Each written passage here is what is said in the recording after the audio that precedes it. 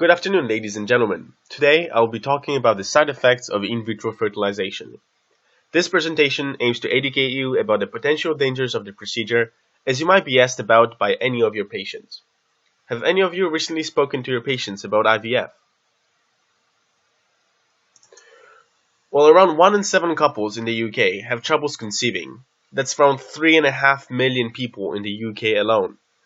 A lot of people resort to IVF as a treatment, with the latest data showing an increasing rates of IVF babies born per year, standing in 25,500 in 2015 in the UK alone. IVF has been proven to be safe over time. However, there may be complications.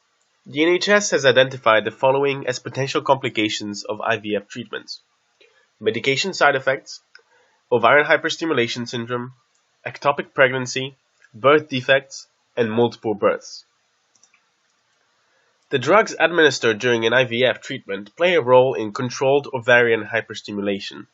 There are 3 medications typically administered during an IVF cycle: clomiphene citrate, gonadotropins, and human chorionic gonadotropin. Clomiphene citrate, you might have heard of this one before, as it is used to treat polycystic ovary syndrome.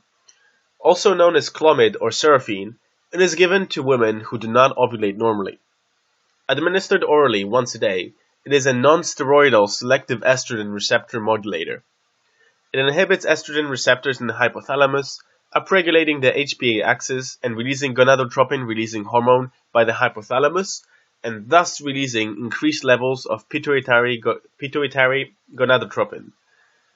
Its side effects include hot flashes, blurred vision, nausea, bloating, headache, and changes in the cervical mucus.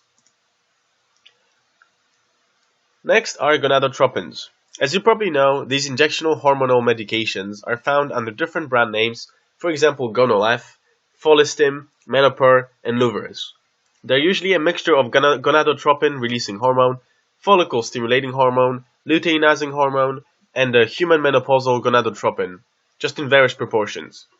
Their side effects include headache, nausea, stomach and abdominal pain, pelvic pain, bloating, breast swelling, acne, or skin rash.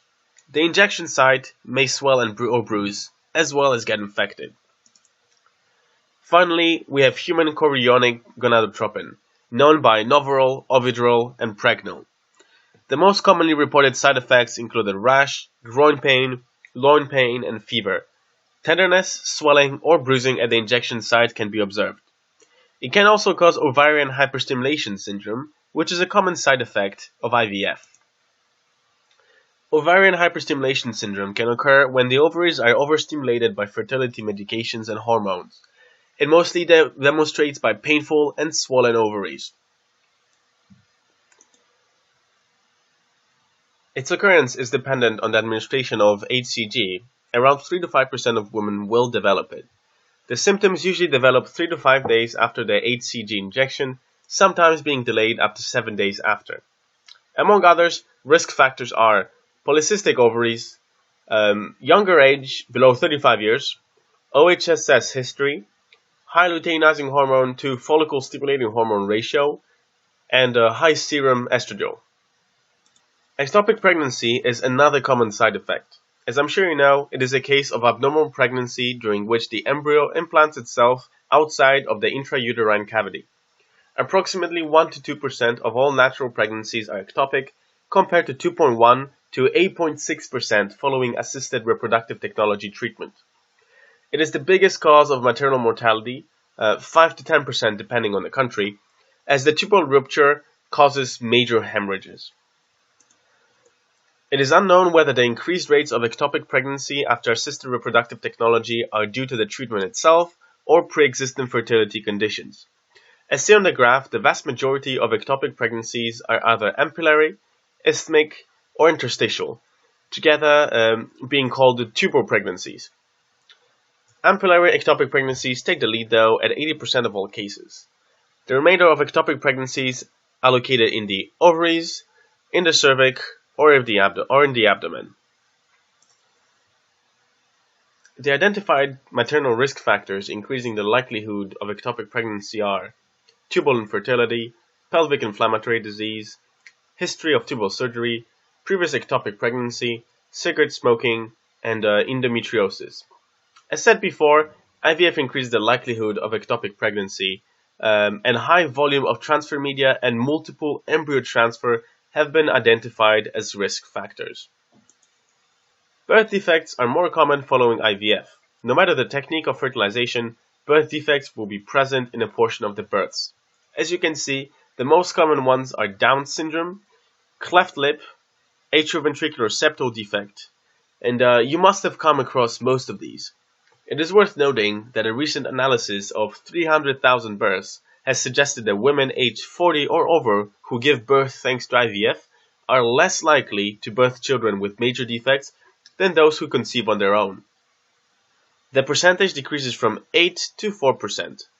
The number of birth defects, however, goes up in the population of women aged 29 or under, from 6 to 9%.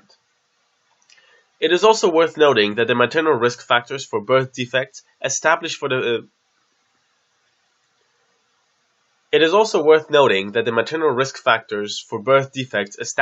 fertile population yield different results after assisted reproductive technology procedures. As the risk factors differ in between different RRT treatments, if you discuss different fertility treatment options with your patients, make sure to discuss their respective risk factors. Finally, there's a much higher risk of multiple births in women treated with IVF, as usually more than one embryo is transferred.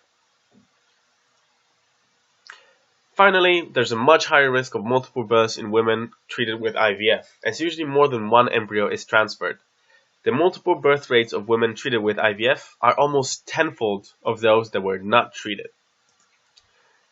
These are the recommended limits on the numbers of embryos to transfer. It should give you a rough idea.